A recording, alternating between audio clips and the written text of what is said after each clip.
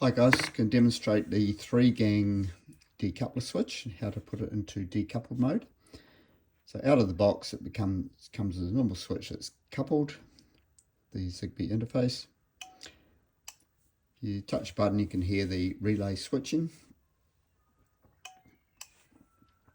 To go decoupled mode, starting on your left hand side, you go 1, 2, 1, 2, 1, 2.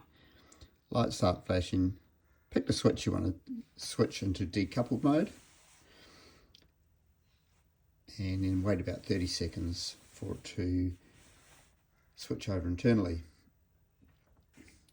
You'll see the switch now is not clicking because it's decoupled from the relay, so it's just holding the relay, the power to the light.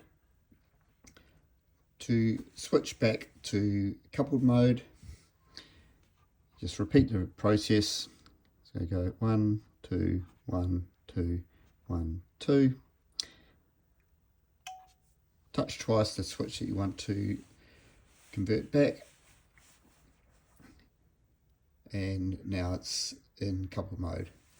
You can choose any one of the switches or all of them to have coupled or decoupled.